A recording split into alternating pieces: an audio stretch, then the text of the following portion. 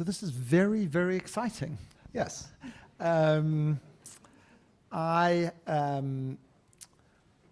got to know Ken in New York when I arrived as a Aravista from South Africa, having just worked at the Truth and Reconciliation Commission, and got to meet him in his capacity as Executive Director of Human Rights Watch. And we will return to some of the encounters that we had in many different ways with colleagues at Human Rights Watch and ICTJ over many, many years. But I think just for those people who don't know Ken Roth, 3 decades of building an absolutely formidable and essential part of the global human rights infrastructure that is Human Rights Watch. And so tonight we have an opportunity to have a detailed, wide-ranging conversation about what it takes to defend human rights, how you actually do it, how you build organizations, how you interface with states, and many other things at this moment. So it'll be a rich and interesting conversation. And so I'm going to start by asking you, why aren't you just sitting on a beach? Why did you write a book? What was I thinking? Look, I wrote this book. It had an odd origin. When I would tell people that I defended human rights, you could kind of see the look in their eyes. They'd say, "Oh, isn't that nice?" I'm for human rights too. But that, you realize that they thought, oh, well, this is like a well-meaning guy, but utterly ineffectual. You can't get anything done. And so the point in writing the book was to show that we actually don't sit around holding hands and singing Kumbaya. That this is about putting pressure on governments. It's about playing hardball. That we recognize governments have their reasons to violate human rights. It's a way to stay in power, get rid of the opposition. And our job is to shift the cost-benefit analysis of repression, to just make it too costly to continue on the route that they had pursued. And the book is filled with the strategies that we used, but most important, I think, examples of how we move governments.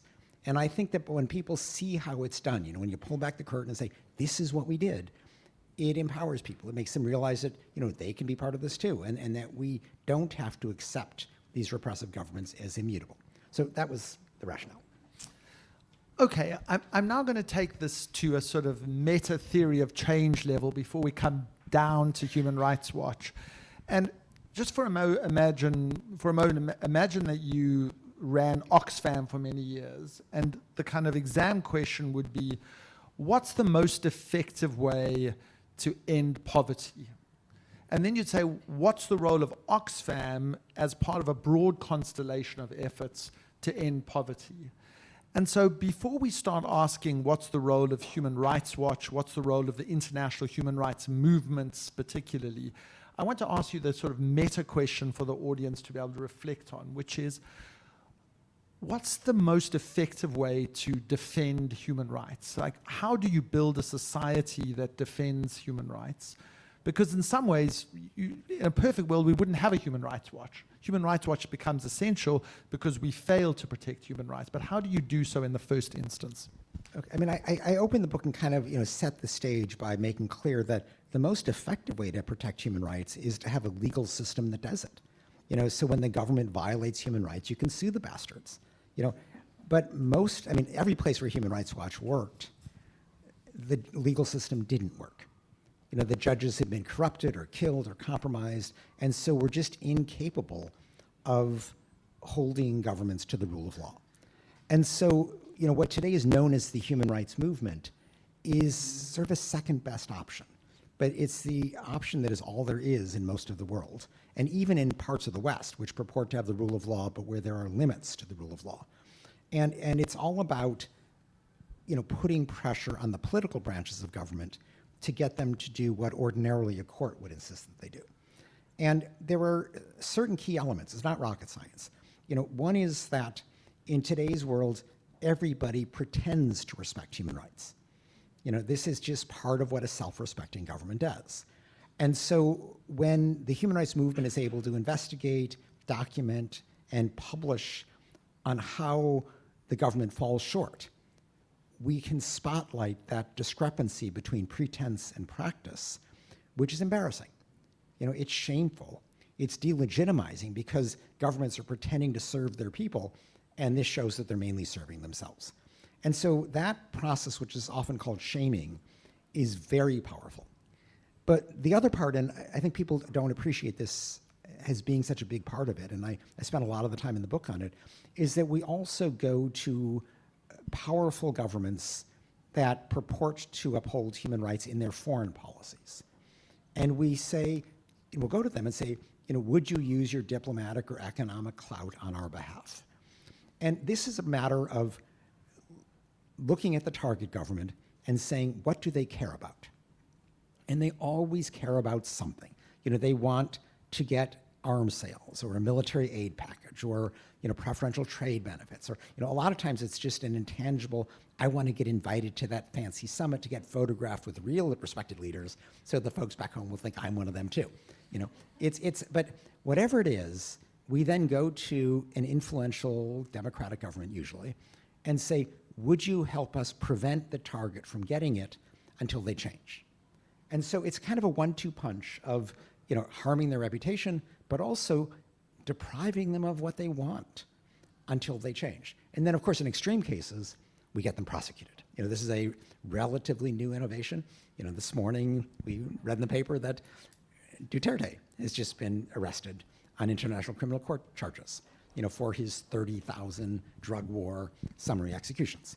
So this is a relatively new phenomenon, but it's in the back of people's minds, and it's obviously frontal for Putin, for Netanyahu, for some of these who've now faced charges. So that's the panoply of options. The international movement works with local and national groups, and those are key partners in this because a typical Human Rights Watch investigator, we call them a researcher, is one person covering a country, which is hard. And it's really only doable when there is a local human rights group of activists with whom we can consult and get their advice on the most important issues to address, figure out what is our best strategy, help us find the witnesses and the victims. So it is a real partnership in all of this with the international groups bringing our capacity to project the local concerns into the international media and among key powerful governments. So in the opening chapter of the book, and your sort of anecdote, which in some way paradigmatic, in some ways is kind of a theory of change, you talk about atrocities in Syria, and then talk about how Assad, in your words, and I think you're absolutely right, to the extent that when he was in power, moved beyond being able to be shamed. And so what you did is you went to Vladimir Putin, who at that point was capable of being shamed. And I think did some pretty remarkable stuff, and you document, and everybody, when you go and buy the book, you will sort of see all the things that Human Rights Watch had to do behind the scenes in order to get Putin to put pressure on Assad in order to place some pressure on this government. There is arguably, we're living through a moment in history where the aperture of shame is closing, and where the set of actors who are susceptible to shame is dwindling, right? And so what does that do to one's theory of change? Yeah, I mean, I'm not sure that it really is dwindling. It's just, it's always been difficult. We've always had governments where, if you ask just the domestic audience, or at least their base, what do you think about Viktor Orban, prohibiting migrants and blocking the seeking of asylum? His base would say, yeah, it's great, So you don't shame Orban by spotlighting what he's doing in Hungary. Maybe you do in Budapest, where they're more liberal, but not in the countryside, which is his base. But what we did, and I have a chapter on this, we go to Brussels, where Brussels, the European Union, believed in the rule of law. They believed in the right to asylum. And Orban cared about opinion in Brussels because he got massive subsidies from the European Union. I think the largest per capita in the EU, which he used to build football stadiums to pay off his cronies. This is how he stayed in power. So we ended up conditioning his receipt of those subsidies on what was called respect for the rule of law, which is basically an end to his undermining of democracy. And so, you have to, even if the relevant, the immediate audience may not view the conduct as shameful or may not have access to information in a place like China, there is always some other audience that matters, which you can use the shaming process for. So in this example, the European Union's set of criteria about what it means to be in good standing or receive EU aid was a leverage point that you skillfully used in order to put pressure on Orban. That still works on the assumption that the European Union remains an entity that is pro-human rights arguments, right? Now, there was a time in which you could do that across the Atlantic with the US. That moment, at least for the time being, has closed. That's right. And so I guess the question becomes, you could imagine if you follow the line of elections that happened in Germany and Hungary, and if you see what's happening in Italy, and if reform were to win here, you could deconstruct the human rights framework in the EU in the way that the US is being deconstructed as we speak. Then where is the shame that we go to? I mean, you're describing a worst case scenario, which I don't, I hope doesn't happen. But I mean, let me just begin, Paul, by answering you by saying this is not the first time we've dealt with Donald Trump. We lived through 4 years before when he was utterly AWOL as a defender of human rights, and we worked around him. And I mean, I give a few examples in the book of how we were able to get Maduro condemned in Venezuela by the UN Human Rights Council, I think more easily without Trump. Because with Trump, it would have been seen as an imperialist venture. It would not have been seen as principled. Instead, we worked with a group of Latin American democracies plus Canada, which were called the Lima Group. They were seen as principled defenders of democracy, and they got it through, an investigation, a condemnation, a reporting. So, I mean, that was an example of how, you can get things done. And we did something similar where we were able to monitor and really curtail the Saudi-led bombing of Yemeni civilians working with the Netherlands. Trump was gone. Trump had nothing to do with our bombing, our stopping of the bombing in Idlib in Syria. But if you step back a little bit, it's not just Trump. I mean, the US government has been, a very, shall we say, inconsistent defender of human rights, So, we all remember Bush's torture, Bush's use of Guantanamo. But even going back to Bill Clinton, Bill Clinton adamantly opposed our efforts to create the International Criminal Court. The US government opposed our efforts to create a treaty banning anti-personnel landmines. They opposed our efforts to ban cluster munitions. We won all of these. On the ICC, the US lost 120-7 because they wanted a court that would exempt Americans, and that was not our idea. So that's not what justice is. So in those cases, we built coalitions of about 60 governments, small and medium-sized democracies, which together had the moral clout to stand up to not only Washington, but also Moscow and Beijing, because they all opposed us. And so, I mean, you can always imagine a worst-case scenario where nobody's democratic anymore. But, we're not going to assume that's happening. And, what I found is that you can always turn to some coalition of governments to get things done, even standing up against the Americans. So I'm indefatigably optimistic in the world by nature. So if I keep pushing you on this, it's not that I'm... No, please do. I want to push you on dismissing this as a worst case scenario, because you could argue that the critique is that we've sat back complacently and kept saying things where the assault on climate change or the assault on human rights is the worst case scenario, and then it keeps getting worse. The trajectory over the last 10 years has been generally in one direction. The heyday of setting up the ICC in 1998, if you were back at Human Rights Watch and were to be constructing the ICC ab initio today, your chances of doing it would be much, much lower.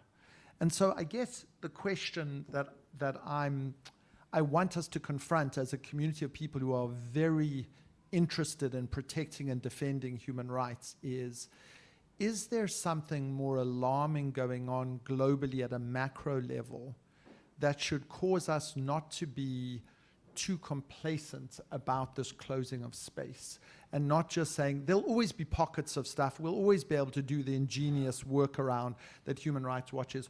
Or is there something that in fact is inexorably leading us to a more dangerous place? And if there is, what should we be doing about it? Okay, I mean, I'm not the least bit complacent. You know, I kind of assume you always have to struggle. But let me challenge this view that the world is getting worse right now, because I think it's actually more complicated. You know, we're used to talking about the global contest between autocracy and democracy. And the common wisdom these days is that the autocrats are prevailing, you know, democracy's in decline. And Trump is exhibit one for that. I think it's more complicated than that. And I get into this in the last chapter in the book, but let me explain why. I think that if you are an autocrat today, the world is a pretty hostile place.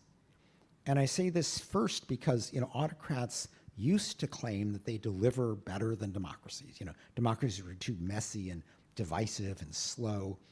But in fact, we've seen, you know, unsurprisingly, that autocrats deliver mainly for themselves. They're inherently corrupt and self-serving. They surround themselves by sycophants, they don't allow debate, and they make big mistakes as a result.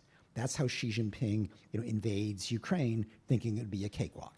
You know, that's how, I'm sorry, Putin. That's why, you know, that's why Xi Jinping says, you know, we're going to undermine the most vibrant sectors of the Chinese economy because they're too independent of the Chinese Communist Party. You know, this is all about serving themselves rather than their people. So, you know, exhibit A and B of, you know, the autocrats club, they look pretty bad. You then go out and say, well, what do people want?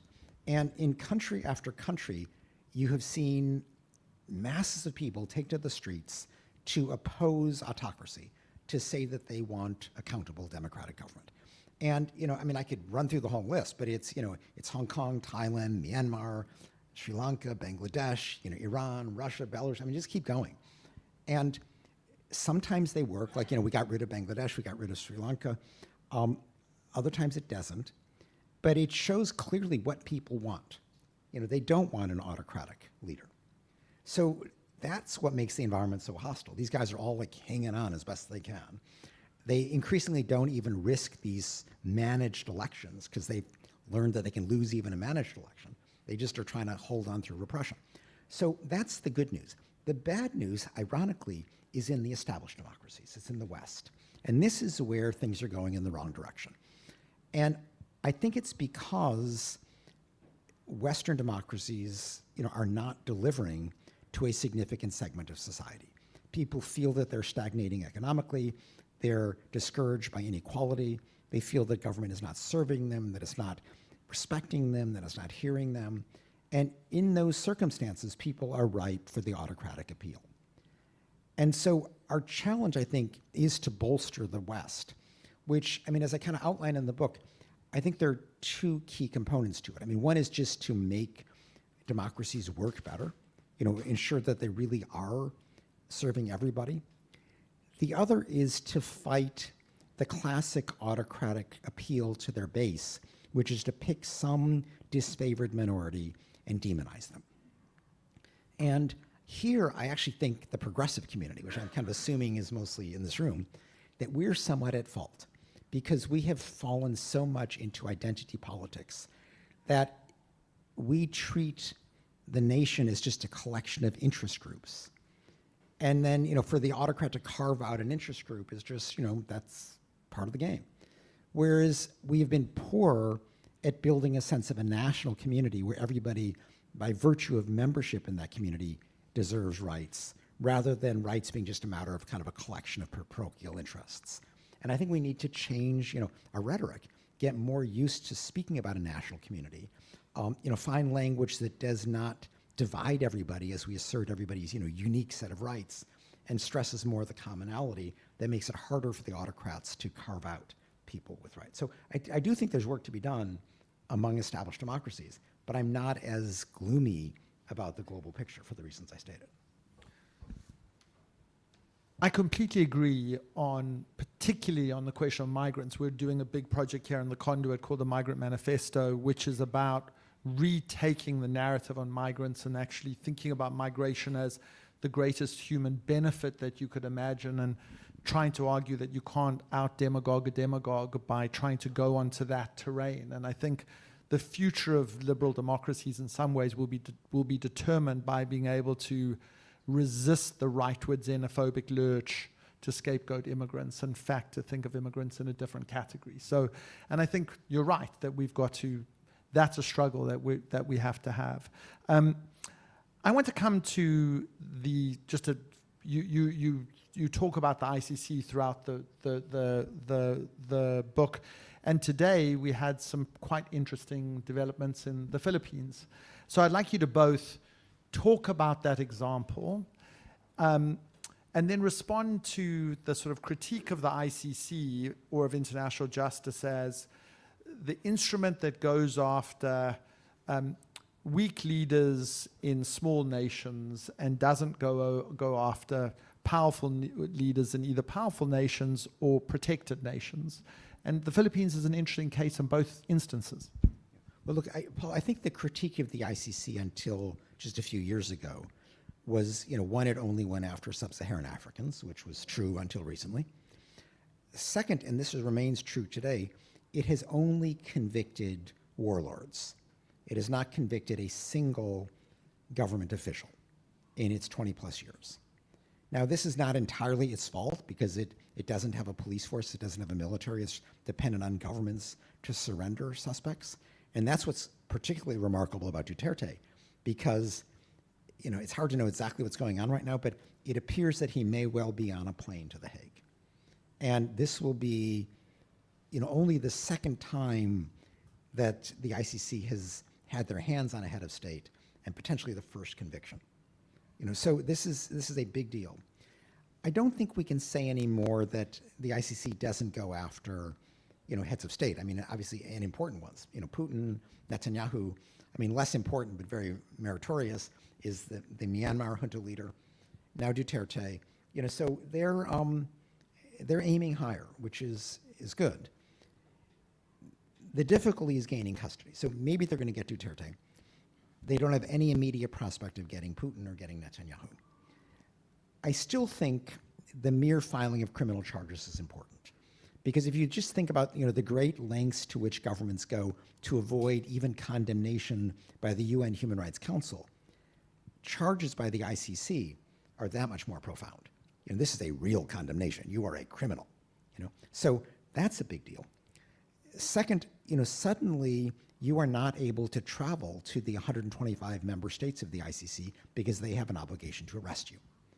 And that is why, Putin didn't go to South Africa for the BRICS summit, because South Africa would have had to arrest him. It's why, going back to, I describe in the book the whole, effort to get Omar al-Bashir, the former Sudanese president, who made a brief cameo appearance in South Africa before running away when a court said, yes, you got to actually arrest him. This was under Zuma, who didn't want to arrest him.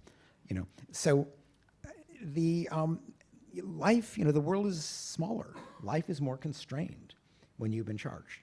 Netanyahu is going to have a hard time coming to most European states.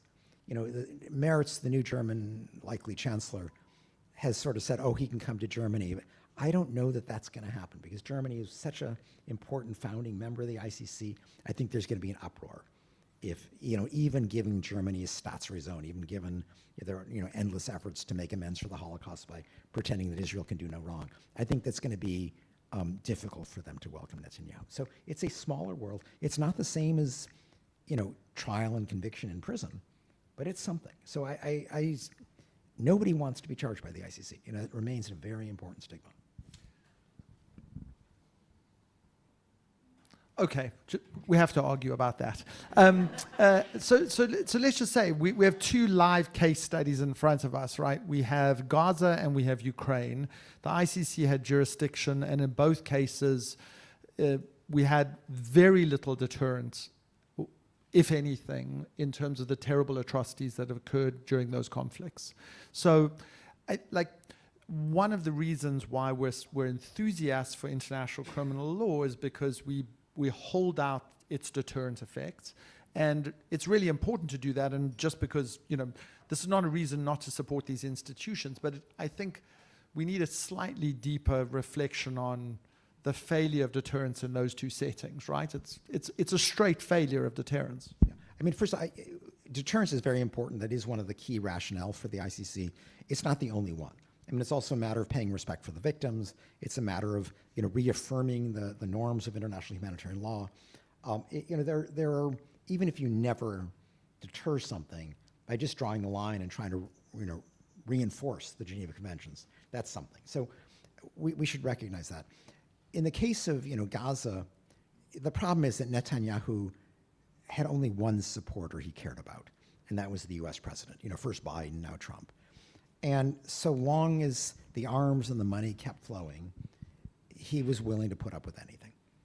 And so this was an unusual situation where Biden still was stuck in 1967, still thought of Israel as the David surrounded by the Goliaths of the Arab countries, and it just was unwilling to recognize the horrors of what was happening. He said all the right things. He said, stop starving Palestinian civilians in Gaza. He said, pay more attention when you're bombing. He just never backed that up by curtailing the arms flow, with one exception, with the 2,000-pound bombs, which he did suspend because these were utterly inappropriate to be used in a densely populated area like Gaza. So, in that situation where it all came down to the U.S. government, we couldn't counteract the U.S. government's support. With Putin, I think the problem of Putin's impunity dates way back before Ukraine. It started in Chechnya, when he utterly destroyed Grozny to suppress an insurgency. It then continued into Syria, where the ICC didn't have jurisdiction, so he, again, operated with impunity. It finally has come to an end in Ukraine, kind of. Putin has only been charged with the kidnapping of Ukrainian children, which is a war crime, but it's not the worst offense being committed there. 4 Russian commanders have been charged with attacking electrical infrastructure. So they're, Karim Khan, the ICC prosecutor, is moving into the realm of how the war is fought. For reasons I can't explain, he hasn't charged Putin, even though Putin is so clearly in the chain of command and so has command responsibility. But we have to recognize we've thrown everything at Putin. So every sanction you can imagine, military force, and he still is fighting because for him it's become a matter of life and death. That if he were seen to have invaded Ukraine and failed, his rule and his life would be very much in jeopardy. And so when that's the stake, it is hard to change somebody. These are just enormous stakes. And that's what makes the current negotiations interesting, because Putin has got to agree to something that he can claim as a victory. And it's not going to be enough for him to say, I got the Donbass, because nobody really cares. What he wants to do is to destroy Ukraine's democracy, because he doesn't want it to continue to serve as a model for the Russian people to show them what they don't have at home. And that's where it's going to all come down to whether Trump can be persuaded to draw the line there, or is Trump going to completely do Putin's bidding and allow a temporary ceasefire in place so Putin can rearm and reinvade and take Kyiv a couple years down the road. That's the big question there. But there's in a circumstance like that, when everything has been thrown at Putin, it's not fair to just blame the ICC. There's a lot else going on here. No. There's no question that you can ascribe, a small institution in The Hague, give it geopolitical, salience or responsibility. The kind of uncomfortable fact that the human rights movement has to weigh on is that 2 of the most heinous conflicts in the immediate presence have both been ones where the ICC had jurisdictions and deterrence didn't work. Now, you've come to a point which I think is interesting, and we've got 5 questions in, so now we can talk about Trump. But is that in fact, part of the reason why the ICC didn't work was the US and not just Trump. And so I would love you to reflect for a moment, because Human Rights Watch was born in the US, you were in the Empire State Building, and you watched many successive US governments, Democrat and Republicans come and go. And there's a sort of argument amongst some people, I don't fully subscribe to it, but let's just use it for rhetorical purposes, that Trump is just the mask of the US slipping, and it gives you the true nature of America unfiltered, whereas the other administrations were just a little bit more subtle. But America has been a poor protector of human rights for a very long time. And that's obviously a crude argument, but just reflect a little bit about how you calibrated the US's role. It comes through in the book many, many different ways, but just give us a masterclass on that. Well, I mean, Paul, you're completely right that the U.S. support for human rights is extremely inconsistent. And, they're for human rights when there's not a whole lot at stake. And I think, we've been talking about the ICC. I mean, it's interesting to look at the evolution of the U.S. attitude toward the ICC, which just shows this hypocrisy. Because the U.S., from the Rome negotiations in 1998, was dead set against the ICC if it could reach an American. And obviously our idea of justice was not one that excluded Americans. And so we had a huge fight in Rome, which we won, 120-7. And where the victory is that we retained what was known as territorial jurisdiction. That is, a country can join the court and allow the court to prosecute any crime on its territory, even if the perpetrator is a member of a non-member state. And this could be an American, it could be an Israeli who commits a crime on Palestine. So the US was opposed to this. That was the state of affair for 20 years. Then the ICC prosecutes Putin. And the only reason it had jurisdiction over Putin is because he committed a crime in Ukraine, which had conferred jurisdiction. Russia had never joined the court. So it was only by virtue of this territorial jurisdiction. Suddenly, that was okay. And Biden said, this is justified. Lindsey Graham, who's the South Carolina Republican senator, who's kind of the lead foreign policy person in the Senate, said, this has changed our mind on the ICC. He pushed through a unanimous resolution in the US Senate applauding the ICC's actions. A bunch of Republicans went off to meet with Karim Khan. I mean, it was suddenly, forget about 20 years of trying to exempt Americans. He prosecuted Putin, we're okay with this now. And that lasted until he charged Netanyahu using the same territorial jurisdiction. And suddenly the ICC was anathema. Now, what is the principle here? None, okay? It's like, it's okay if you go against our enemies, but not our friends. It's okay if you go against them, but not us. And so now Trump has taken it one step further by imposing sanctions on the ICC prosecutor. He did this last term when the prior prosecutor had the audacity to just open investigations into Palestine, which could theoretically at that stage implicate Israelis, and into Afghanistan, which could theoretically implicate the Bush-era torturers. They didn't go anyplace. She was, she couldn't take money out of her bank. She couldn't travel. It was, it was a pain, but she kind of turned the other cheek.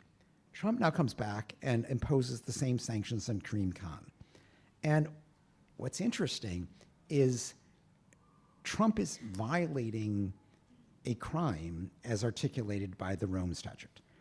Article 70 says it is a crime to intimidate or threaten a court official by virtue of their judicial duties. So sanctions obviously fit within that. So the interesting question is, will Karim Khan turn the other cheek, or will Karim Khan charge Trump with obstruction of justice, which he easily could do? It would be an open and shut case. I think he should charge him. Now, does this mean, Trump ends up in prison? No. But it means that, again, 125 governments where they would be obliged to arrest him will suddenly say, we'd really prefer if the president doesn't show up. And, I wouldn't put it past Khan to do this. I mean, it'd be a gutsy thing, but it'd be a way of just drawing a line and saying, this is utterly inappropriate conduct coming out of Washington. So I think it raises the question of what do you do with this particular incarnation of the US government and its particular attitude to human rights, because what has been 3 or 4 different conversations I have had in the last couple of weeks have been around this sort of pervasive sense of self-censorship that's emerged in relation to Trump in particular, which is don't mention climate, don't mention diversity, don't mention inclusion, don't mention democracy, take it out of your documents, don't put it in any of your publications, take it out of your corporate statutes, or just strip all of that away. And if you think about that for a moment, authoritarian regimes during the Soviet era relied on a sort of Orwellian sense of self-censorship, that you respond to injustice by not offending somebody who has imposed something that is manifestly unreasonable. You know, it's perfectly fine to be not in favor of climate change. It's not acceptable to say that there will be a cost for you to in any way publicly say that this is in some way a concern. And so I think in some way there is this sense of don't offend him, flatter him, give him a letter from the king, tell him how wonderful and special he is. And in fact, that was a relatively effective technique by Sir Keir Starmer, and you may argue that that's in fact the wise thing and responsible thing for the UK to do. But what's the division of labor between self-censorship, speaking out, and engaging with the US at this moment? Well, I mean, first of all, the extreme self-censorship you're describing is mainly among actual or would-be recipients of US government money. You know, because Trump has made very clear that if you're pursuing certain agendas, he's not going to fund you. Or if you're just doing business in the US, you don't even have to get US government money at some point down the line, but you're licensed to do business in a state. If you say, I'm not going to accept coal, I'm not going to finance coal, the fair access statutes in some US states say you can't do business anywhere. So people just go, well, I'm stepping away from that commitment. Yeah. No, and it's, I mean, Trump is very clear that he's willing to retaliate against people who he sees is crossing them, and the U.S. government is very powerful. You know, I think it was a great strength of Human Rights Watch, you know, like Amnesty, that we don't take any government money. You know, we didn't want to be compromised in that way, and I think we're much stronger by, you know, it's purely private funding. I think Keir Starmer was, you know, wise to do what he does. I mean, as an American, I've got to say it's utterly embarrassing to watch people, you know, approach my president, if you want to call him that, and, you know, as an exercise in psychology. You know, I mean, you know, how can we stroke his ego? How can we flatter his, you know, fragile sense of self-worth in order to get, you know, momentous issues of foreign policy decided? I mean, this is pathetic, you know, but this is what you have to do with this guy. And I, you know, I find myself doing it because, I mean, one lesson I really state in the book is that, you know, it doesn't matter how despicable the leader is. There is always an angle to pursue. There's always some way where you can get leverage to get them to do the right thing, even if for the wrong reasons. And I think that's true with Trump. And so, you know, I've been thinking, I mean, a lot about, you know, how do we address Ukraine? How do we address Gaza? And, you know, to take Ukraine, I mean, I think you know, Trump's vision is just ceasefire in place, give me my mining deal, I'll pretend that that's a security guarantee, end of story. And Putin is, you know, clinking champagnes in the Kremlin because he can replenish his depleted forces, he can rearm, and he can reinvade in, you know, a few years when Trump is gone and take Kyiv and crush Ukraine's democracy. So, you know, that is the Putin agenda.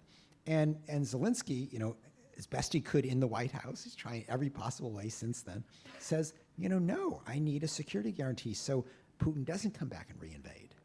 And, you know, the British and the French are willing to put their forces on the ground, but I think they understandably feel that they need a US backstop for that in case the Russians attack. And so far, Trump is not willing to provide that. So that's really the big issue right now. And so how do we influence Trump? I think by playing to his sense of himself as a master deal maker, as this great negotiator. And it's, you know, so Donald, you know, do you really want to be known as the president who was bamboozled by Putin? You know, the guy who was willing to accept this pause in hostilities, pretend it's peace, and ultimately, you know, lay the groundwork for a breach of the appeasement strategy. You know, you will go down in history as the Neville Chamberlain of the 21st century. Is that really what you want? You know, and I think that's our best approach. is just playing to what he cares about above everything else, which is himself and his reputation. And making clear that he will have a abysmal reputation if he goes forward with this cheap and easy peace rather than a lasting one. Forgive me for being pessimistic if you have a theory of change reliant on Donald Trump's sense of his reputation. But everybody, I mean, that's what they're all doing. That's what Macron's doing. That's what Starmer's doing, you know. So there's another, Christopher Friedland, who just lost the Canadian,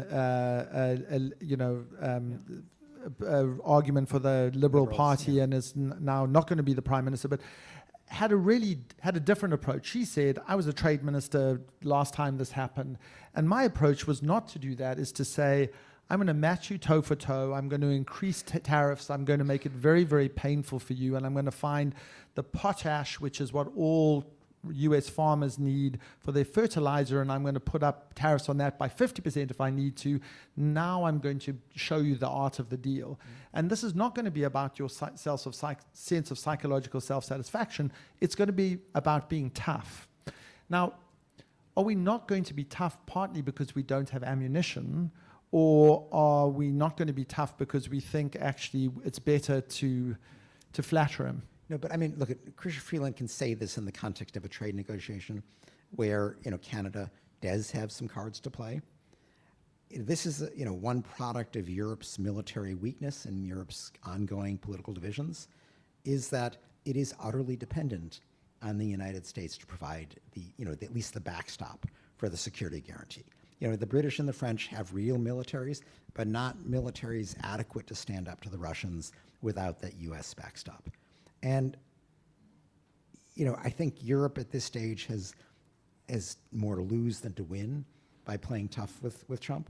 I just don't think there's an option but to try to appeal to his sense of, avoiding ridicule. So from a human rights perspective, is this moment where Europe chooses to rearm, if Europe remains broadly pro-human rights, actually a good thing? I mean, I think so.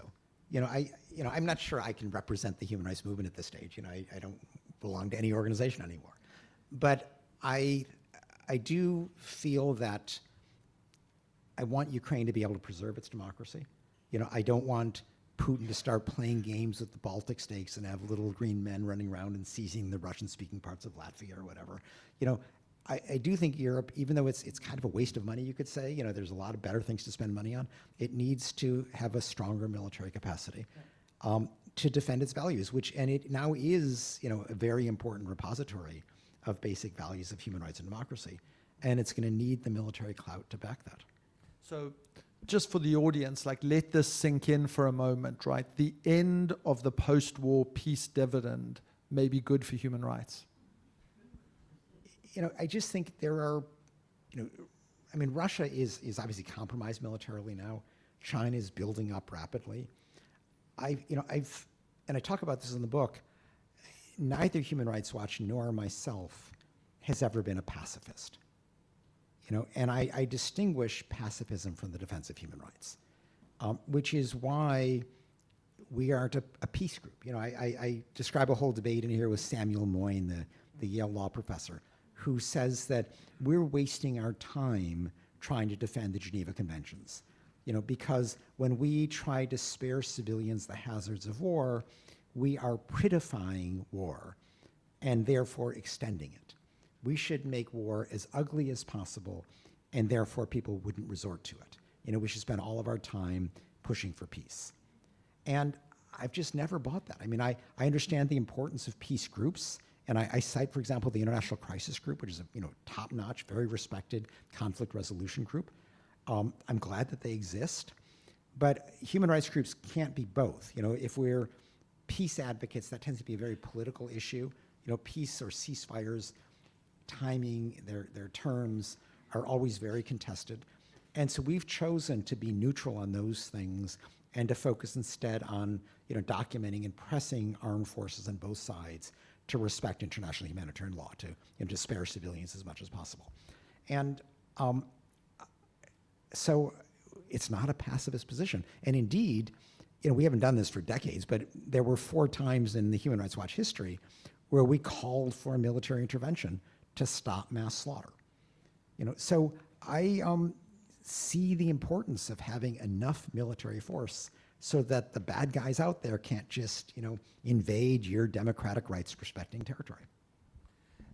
Your book covers in a bunch of different ways the fate of the Uyghurs. And I think this remains a really complex, difficult area in which we've seen some progress and some really imaginative advocacy that you and Human Rights Watch have been at the forefront of. But it remains, if not a genocide as declared by a tribunal here, at least, a series of very serious international crimes committed against a minority.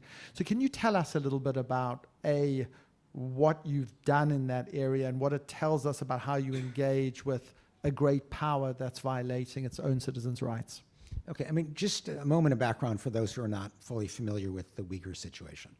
This is a Turkic Muslim population of 11 million people in Xinjiang, which is a large, relatively unpopulated part of northwestern China.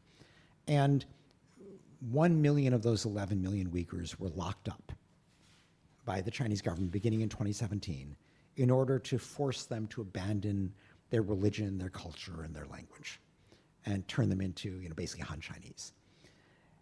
This was clearly a crime against humanity, possibly genocide by virtue of the just radical drop in births, because when you detain that many people and separate couples, childbirth goes down. So the question is, what do you do about this when it's such a powerful government as China, where they are willing to retaliate against anybody who criticizes them? So the first thing we did was to persuade a relatively small group of governments that if they acted together, China wouldn't retaliate against all of them. And we got them to issue a joint statement. Now, the first joint statement was actually in Geneva at the UN Human Rights Council, and I think it was 25 governments signed.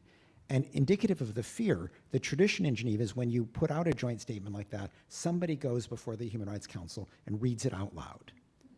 And nobody would do that. They were all afraid. So a few months later in New York at the General Assembly, finally, the British government read the statement, and the sky didn't fall in London. They survived. So we have gradually increased the number to 50. And then we decided we would begin to push for a resolution. The first thing we needed was a formal US report, or UN report, because Human Rights Watch had been reporting on it, but if you have an official UN document, it makes it easier. So we persuaded Michelle Bachelet, the prior High Commissioner, to issue a report, which she reluctantly did 13 minutes before her term ended. So she kind of published and ran, but it was a good report. And so we took that report and went to the council and said, let's try to put this on your agenda. And it was a huge fight. Xi Jinping was literally calling up heads of state to try to avoid condemnation. That's how much they cared. And we lost by 2 votes. So it was very close. I am very critical in the report of both Antonio Guterres, the UN Secretary General, and Volker Turk, the current UN High Commissioner for Human Rights, who have been absolutely abysmal in their treatment of the Uyghur issue. When Bachelet put out her report, Guterres said, oh, she's just an independent person, read the Chinese rebuttal. I hope we'll be able to continue to cooperate with Beijing. He utterly disowned it. Volker Turk, who had been a close Guterres aide, that's why he was chosen to be High Commissioner, he, in his 2.5 years, has never, ever condemned Beijing for what they've done to the Uyghurs. He, if push, will say, oh, well, I stand by my office's findings, meaning his predecessor's finding. One day when China was up for what was known as Universal Periodic Review, which is kind of this routine review that the Human Rights Council does. It's a one-day affair, it's not a big deal. But Turk was so terrified that a journalist might ask him a question about the Uyghurs that he hightailed it to Liechtenstein and had an urgent meeting in Liechtenstein. I went through 3 decades running Human Rights Watch. I never made it to Liechtenstein, But this was the day he had to go, So it's been pathetic. So here you have the worst abuse by the government that, as I described in the report, presents the greatest threat to the global human rights system, and both the UN Secretary General and the UN High Commissioner for Human Rights are utterly AWOL. They just have abdicated. So it is a huge failure.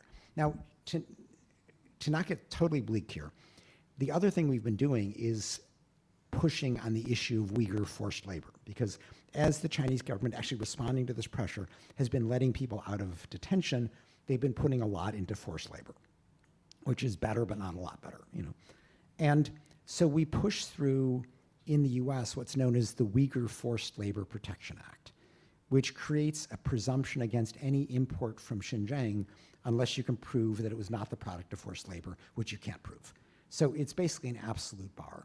And the key sponsor of that bill was none other than the current Secretary of State, Marco Rubio, when he was a Florida senator. So this, you know, this remains a big deal. We want Europe and the UK to adopt something similar, because here everybody says, oh, we're against forced labor, and they don't do anything about it, you know, because there's no comparable presumption. And they can say, well, we don't know whether there's forced labor involved, because of course you don't know. There is, you know, zero transparency into supply chains in China. That's the whole idea. They cover it up. And so European nations have not yet adopted a comparable presumption, which is an important step to take. I'm now going to, because we're getting towards the end of my allotted questions, going to ask a Rwanda question. My favorite dictator. So Rwanda is on the jerseys of the Arsenal football team. Oh, I know. My son likes them. He wears that stupid thing. You know, Arsenal's a good team, but they're also the favorite country that the prior government wanted to send people to as a way of dealing with asylum. But there's also a more, you know, Kagame can still be found in polite company in some circles and be held up as a sort of responsible head of state and a paragon of clean government and, you know, a next generation African leader. And I wonder whether you might want to put that into context and reflect on how one should be dealing with someone like Kagame. Okay. I mean, I've got a chapter in the book on Kagame. And first, to put this in context, you know, Kagame was leading what was known as the Rwandan Patriotic Front, the rebel group that stopped the Rwandan genocide. So that was a big deal, you know. What people don't know is that in that process, his forces executed 30,000 people. This is his deep, dark secret. We tried to get him prosecuted for that. We didn't succeed. That's why he doesn't like us much. He then, you know, established a dictatorship in Rwanda, which, I mean, Paul, as you're alluding to, he's known as a development darling because he's not corrupt. You know, he doesn't have a Geneva bank account. But he's an absolute dictator. People who dissent are imprisoned or sometimes killed. You know, there is no civil society. There's no opposition political party. There's nothing. You know, so this is just a brutal dictator who then periodically invades the Democratic Republic of Congo. And I describe how a decade ago, using this proxy force known as the M23, he invaded Eastern Congo in order to get its minerals. And Human Rights Watch has an office in Goma, and we documented the Rwandan military support for the M23. And Kagame said, no, I'm not doing it. You know, he just lied through his teeth. So we put out another report, and he lied again, and it took 3 reports until finally the donors realized that we were telling the truth and Kagame was lying. And at that stage, we persuaded William Hague, who you may remember was the British Foreign Secretary, and John Kerry, who was the US Secretary of State, to pick up the phone, call Kagame and say, if you don't stop supporting the M23, we are cutting your aid. And the M23 collapsed within like 3 days. It was just gone. And so that was an example of effective advocacy. That was the state of affairs for about 8 years, where the people of Eastern Congo didn't have to worry about this brutal force, you know, raping and killing its way through the countryside. But now the M23 is back. And so, you know, one thing that shows is that, you know, the struggle for human rights is a persistent struggle. You know, you may chalk up a victory, but you can't be complacent because you got to keep fighting. The other thing it shows is that Kagame has spent the intervening time trying to make himself indispensable. And it's not just the PR things like sponsoring Arsenal, it's also sending peacekeepers to Mozambique, where they've done a good job. He actually has a mineral deal with the European Union to sell the EU minerals that Rwanda doesn't have. You know, they mine them from Eastern Congo. You know, so there's real complicity here. Obviously, the whole deal with the prior Tory government about, you know, taking asylum seekers here who crossed the British Channel was just a way to, you know, provide a useful service and to endear himself with, you know, with the last government. And so, you know, through a series of acts like this, today people are condemning what he's doing in Eastern Congo, but they're not twisting his arm. They're not threatening to cut off the aid. And so it's continuing. He's ignoring them. I'm now going to ask you a transitional justice question as a person who founded an organization called the International Center for Transitional Justice. There's something into something about it, yes. So when we first arrived on the human rights scene in New York with the big grant from the Ford Foundation, the first group of people we thought we should go and see was Human Rights Watch. And we brushed our teeth, combed our hair, put on our suits, went up to the Empire State Building to meet with the big gorilla in the human rights movement, which was Human Rights Watch. I think the first meeting didn't go very well. And it didn't go very well because the international justice people at Human Rights Watch all said, look, prosecutions and tribunals are the only game in town. It's the only way that you achieve deterrence. It's the only way that you promote human rights in the long term. And these soft, namby-pamby things called truth commissions are going to distract the human rights movement, are going to put us down a detour, and we really don't think that you risk not making a positive contribution to the movement. And I think then we had a kind of frank exchange of views and then became good friends and worked very closely ever since, partly because I think we won the argument. And I think we won the argument because what we said was we need an integrated response to dealing with mass atrocity, which involved truth-telling and reparation and institutional reform and prosecution. And properly understood, all of these entities should work together in a complementary way. And we should try and do as much as we can of all of them based on what we can achieve in each context. Would you agree? Yeah, no, I think that's true. I have a whole chapter in the book on this. And there was an interesting evolution, and I think the South African Truth and Reconciliation Commission has got to be understood kind of in an historical context. Because for the prior year, all you could get was truth commissions, mostly in Latin America. You would have military dictatorships that, you know, gradually allowed a democracy to come forward, but would preclude any prosecutions. There was no international tribunal then. So the most you could hope for was a truth commission, and a lot of them didn't even name names. They just talked generically about what happened. So then the South African model comes along, and it was a big step forward because at that stage it said, if you don't tell the truth, we're going to prosecute you. So if you do tell the truth, you get an amnesty, but if you don't tell the truth, you're going to be prosecuted. So we're going to coerce you to tell the truth. And that was a tougher version of a truth commission than the Latin American version. It was then quickly superseded in terms of the possibilities by the international criminal tribunals for the former Yugoslavia and Rwanda, where suddenly you could prosecute people in a way that had never been possible, you know, other than the Nuremberg and Tokyo examples, which were long forgotten. And so what we worried about at that stage is that truth would be understood as a substitute for justice.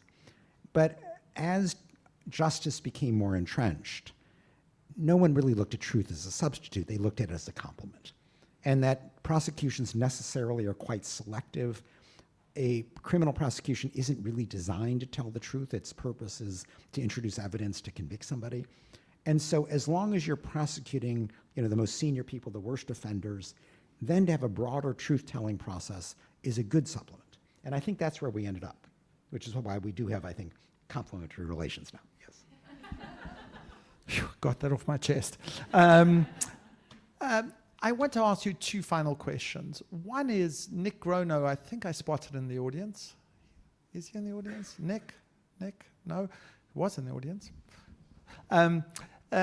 We had a session a couple of months back on leadership of of organizations in the not-for-profit sector. And there was a really amazing, and Nick's written a really interesting book on this topic.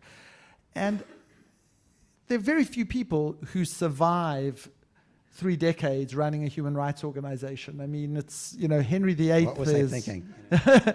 And so I guess I'd want you to just reflect a little bit about what it's like to lead organizations in the human rights space, and sort of advice that you may want to give to the audience for those people, in the conduit community who both run them or aspire to run civil society organizations. Well, I just coincidentally had lunch with Nick today, and we talked about this. So he's a close friend, and Nick's book is kind of a model of good management. And I say in the book, I wasn't a good manager. That was not my premium. And what I did is I hired incredibly smart, driven people, and I gave them as much ownership and latitude as I could. So I set certain principles, I set certain standards in terms of fact-finding and impact orientation. But I wanted the people working at Human Rights Watch to own what they did. And so what it meant is I had a bunch of people who had sharp elbows, who were super driven to get stuff done, who tended not to be good managers. And so it could be a tough place to work. And I say in the book, that times have changed. And, these people are now frowned upon. I mean, I admit in the book, I had a terrible work-life balance, to use, current human resources language. As did all of my colleagues, and we would text each other whenever, and you just build a personal life around that, because that's just, what it required. So I'm not sure that there's a lesson to draw. I think we were successful. We built this organization because of the drive of the people, and also because I kind of got out of the way. I didn't want to be on the media all the time. I wanted everybody to get their own media, everybody to get their own meetings with government officials. I wanted 500 people out there doing their thing, rather than channeling it through me. And so it is, that part I think is the right way to lead. I think that this, I undervalued management in a way that is definitely not the way it's done these days. It's just, I was a product of my times, I suppose. And it's a different era now, but I do worry that if this premium on good management comes at the expense of hiring people who are driven, you'll have less effective organizations. Final question. The human rights movement and the climate movements are sort of, in some ways, have been operating in twin tracks, and in some ways are converging. And the most pertinent way, they're converging in many, many different ways, but the most pertinent way is the ways in which the climate movement is using human rights arguments in court and winning, Client Earth's work being a paradigm of this, of taking things like the right to culture, the right to life, and holding both states and corporations liable for not either taking aggressive enough steps to decarbonize or doing things that are actively harmful, like polluting water or dirty air. And that sort of jurisprudential interchange, I think, is very intellectually fertile, and it's where two great movements are learning from each other. Is that a good thing? Should we be looking for the Venn diagram intersections? And are there risks in these two movements working in this way, or borrowing from each other's lexicons in this way? Yeah, no, Paul, as you know, I've got a section in the book on this, and I think that the intersection is a little bit more complicated than most people appreciate. And when we first established an environmental program, which is really a climate program at Human Rights Watch, people thought, oh, if we just call climate change a human rights crisis, that'll be a contribution. And I kind of looked at people and said, you got to be kidding. Can you imagine somebody who is indifferent to climate, is just going to drill baby drill, to use Trump's term. But if you suddenly tell them it's a human rights crisis, they say, I never thought of that. Okay, I'll change. That person doesn't exist. Okay? So I didn't want a cheap rhetorical intersection. And I also didn't want to just replicate the many good environmental groups out there. So what I saw them doing is kind of operating at a macro level, talking about the importance of, limiting carbon emissions, protecting carbon sinks in the macro sense. I asked, well, what can Human Rights Watch do that's different and value added? And what we settled upon was using human rights terminology enabled us to address local problems that have a climate consequence. And so, one example which I describe at length in the book is the Amazon. Because, you got lots of people who said, save the Amazon. But what we did is to turn it into a human rights problem by showing how the deforestation was taking place because of violent attacks on what we called forest defenders, but it could be environmental activists, it could be government environmental officials. A lot of them were just indigenous people.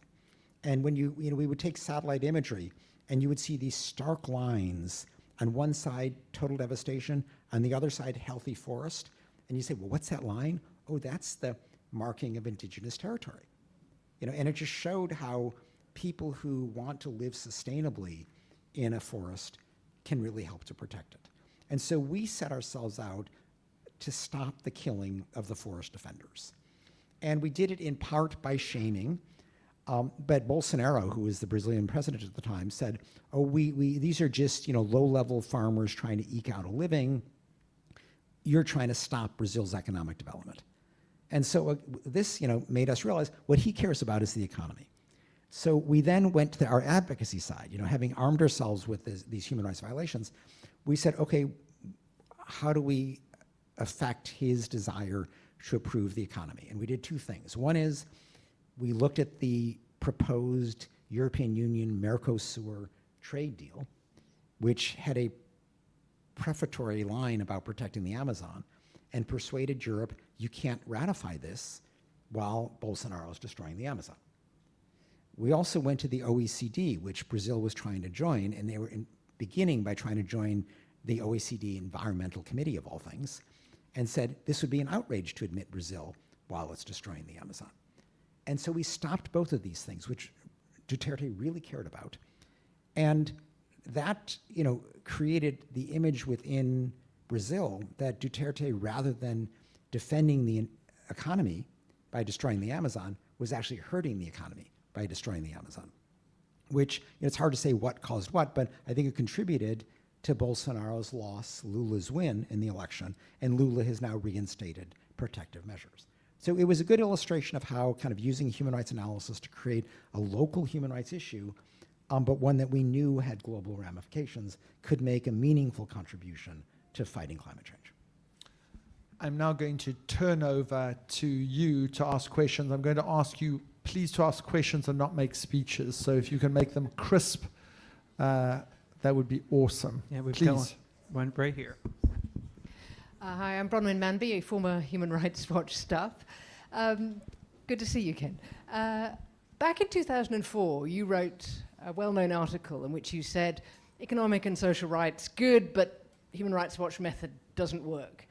And I'd like you to reflect on the journey from there to what you've just been saying about climate change. Yeah, that's actually not what the article said. And I go through this in the report, because that's how it's often mischaracterized. And indeed, there are a lot of law professors who run around and say, oh yeah, Roth was against economic and social rights.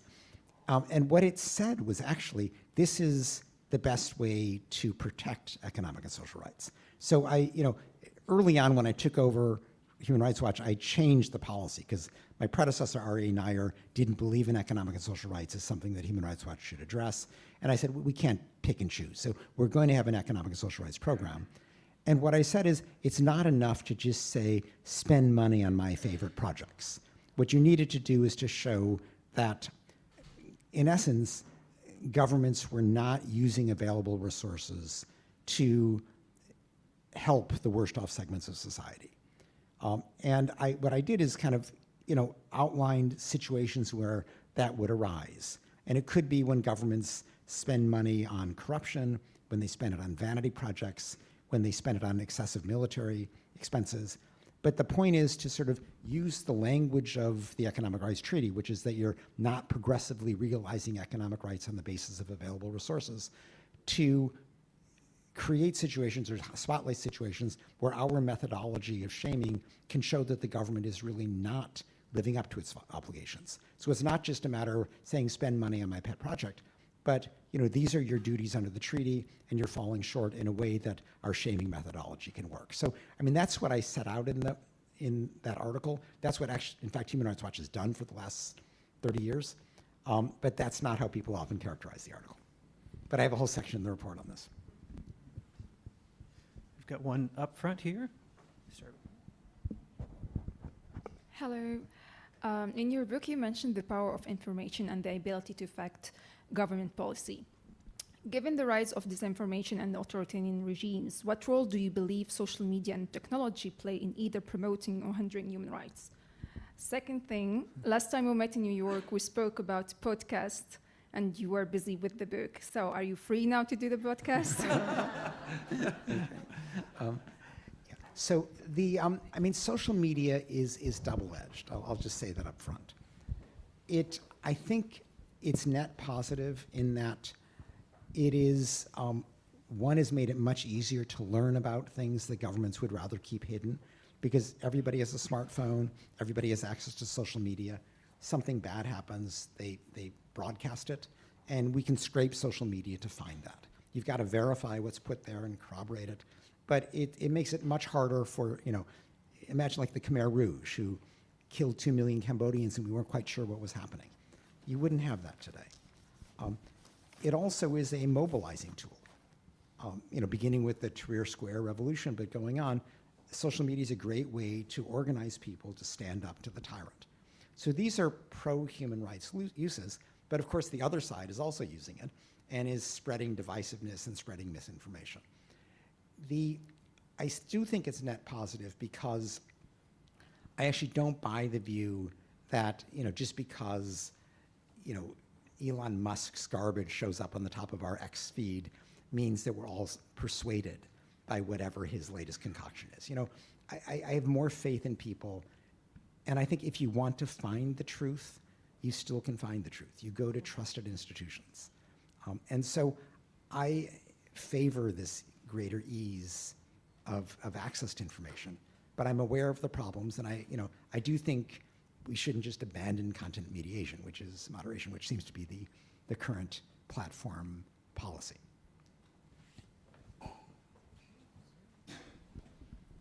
Thanks very much, Paul. Ken, fascinating. Thank you. My name's Charles Perry. This question is not about Brown University, but there are a few of us from Brown here in the audience, Azadeh right next to me, for example. But this question is actually about Harvard. I'm sure there's some Harvard grads here as well. Can you just tell us something about the saga with your fellowship and the Kennedy School, please? Sure. For those who don't know, when I announced that I would be leaving Human Rights Watch, I think this was in like April or May 2022, and I said I would leave at the end of August. I got a phone call from what's known as the Carr Center for Human Rights Policy at the Harvard Kennedy School, asking whether I would like to do a fellowship there, because I had said I would write a book, and I thought, well, this would be a good place to write the book. So we talked it through, and I decided, oh, sure, I'll do that. I wasn't really even aware that there was this sort of technical requirement that the dean approve this fellowship. It was a human rights fellowship. I thought it was vaguely qualified. So I actually called up the dean over the summer and said, I realized in retrospect this was a bit audacious, but I said, I'm going to be there in September. Would you like to meet? And he set up a phone call, and we had a half-hour Zoom conversation, which is perfectly pleasant, until at the end he asked me this weird question. He said, do you have any enemies?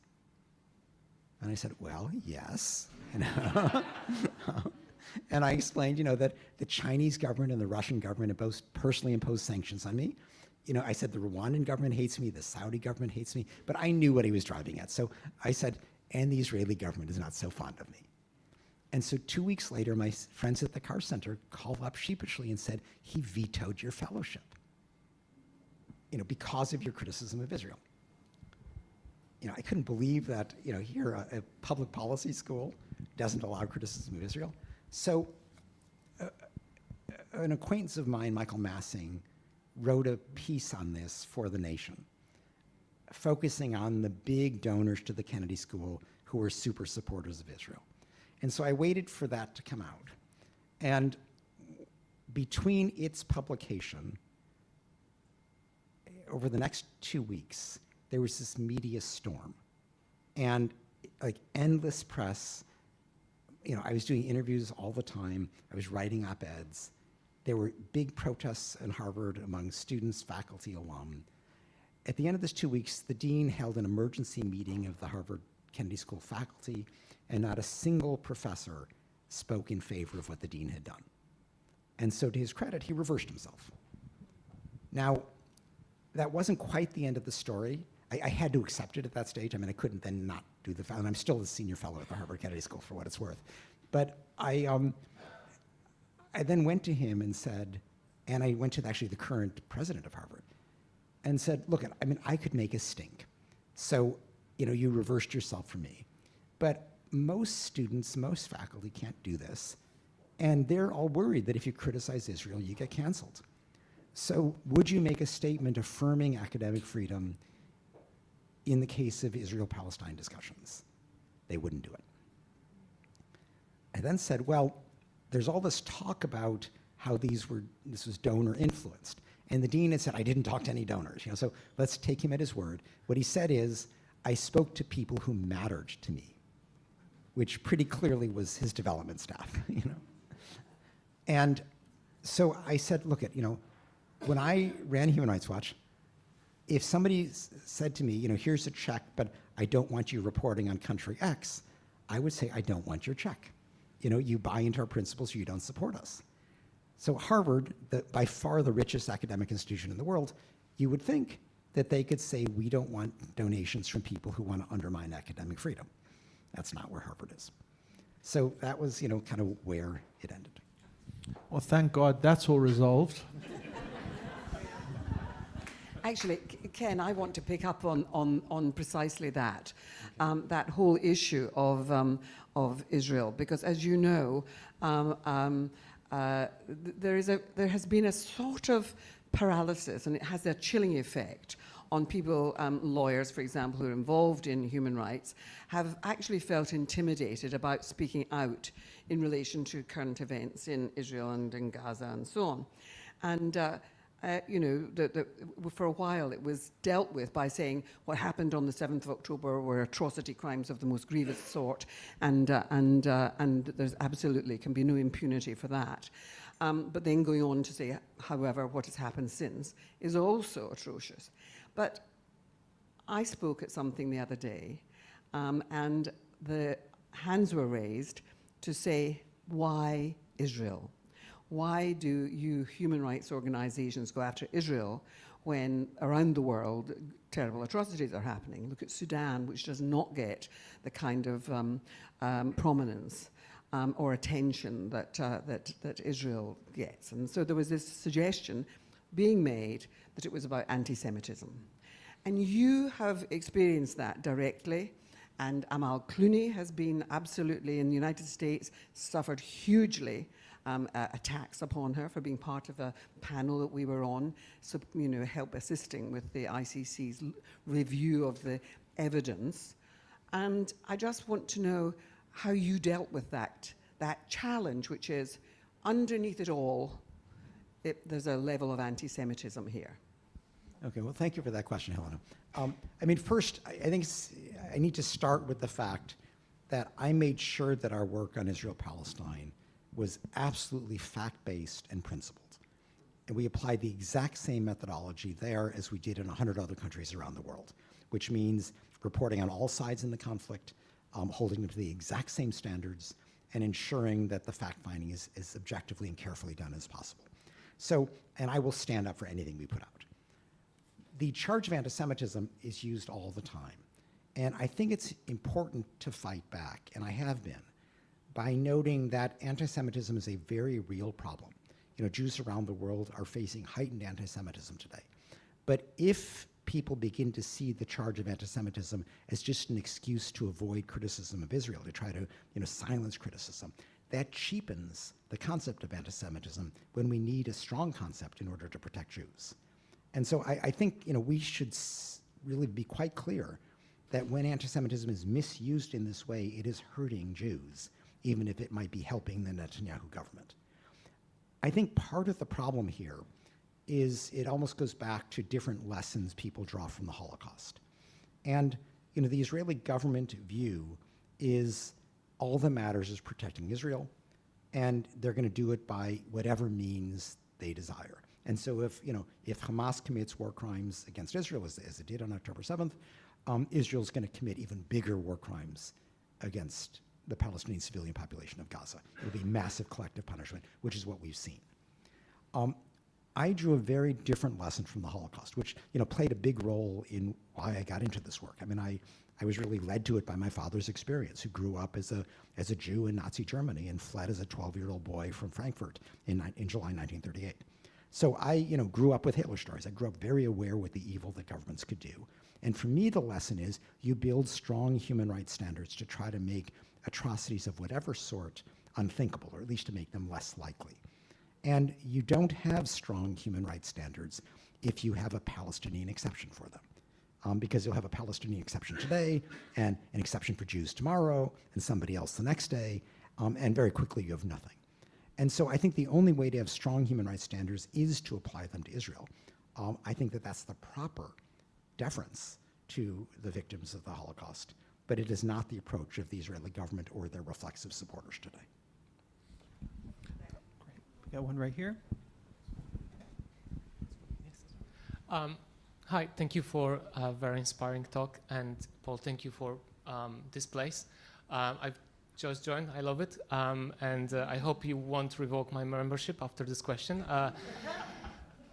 I wanted to ask about something that happened actually 2 weeks ago, and I'm asking this question in a very good faith.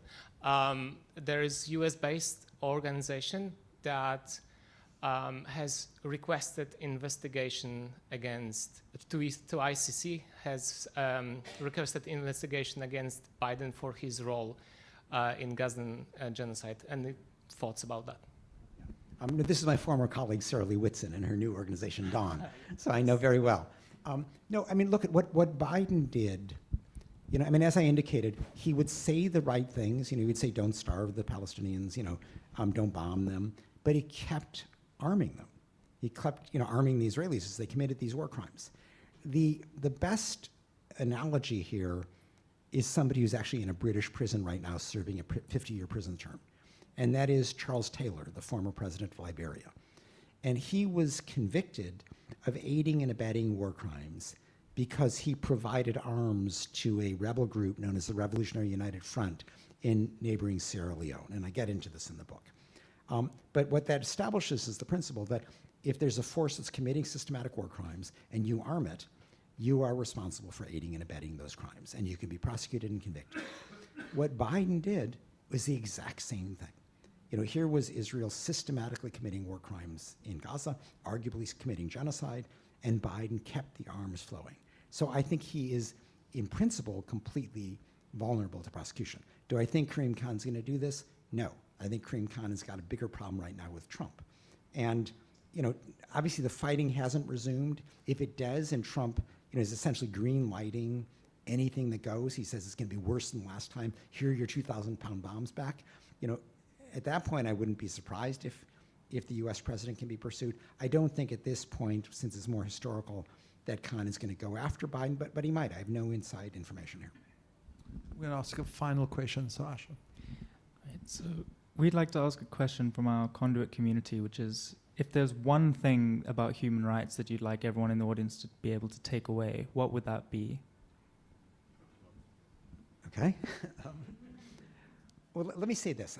We opened up talking about shaming. And shaming, which really is the essence, that's the kind of the fundamental methodology of the human rights movement, requires the public having a strong sense of right and wrong. If you shine the spotlight and the public applauds, you don't get anything done. So the public has to see something is wrong. And so people always ask me, well, what can I do? I'm just one person. These are big global issues. in today's world, when you think about, what is influential to people, it's your friends, it's your family members, it's your work acquaintances, it's the people you know personally who have the greatest influence over you, much more so than distant, media institutions. And so the lesson I draw from that is that we all have a role to play in mending and building the moral fabric that is required for the defense of human rights. And so what this means is, speak about it among your friends, among your family, at the coffee machine. Post on social media. You may think these are small things, but this is how we build a moral framework, a public sense of right and wrong, which is the prerequisite to the defense of human rights. So that's something that I think all of us can and really should do. I want to end on a personal note because the parts of this conversation I think have been really, really interesting. And I think part of your life and part of the work of Human Rights Watch has been to go to 100+ countries around the world and very scrupulously and fairly document human rights crimes wherever they were committed by whomever. And at one point during the South African Truth Commission, we looked at all the crimes that occurred under apartheid, and we also investigated the crimes that were committed by the ANC. Those two things were completely incommensurate in some ways. ANC committed far fewer crimes. But I never forget the day that Nelson Mandela came to the Truth Commission and a person who'd been the victim of an ANC violation of international human rights law was testifying. And when Nelson Mandela was asked about this, he said, it is vitally important that that story is told. Because as effective leaders, we have to be held accountable, and we have to remember that human rights apply to everybody. Even ourselves as a human rights movement is responsible for it. And I think it's really, really important in a world where it's difficult to speak out, and it's difficult to be courageous, and it's difficult to tell unpopular truths. To go back to someone like Mandela, who said that even our movement was itself capable of committing these crimes, and great leaders and great organizations are capable of speaking truth to power and admitting their own culpability. And I think that that's in some ways a sort of lesson that's translated into the work of Human Rights Watch. So I want to say I'm a great fan of you personally. I think the organization has done an enormous amount of good, and the architecture of human rights work globally has been transformed by Human Rights Watch. And it's one of the reasons we set this place up, is to celebrate leaders like yourself and organizations such as Human Rights Watch. So thank you. Thank you.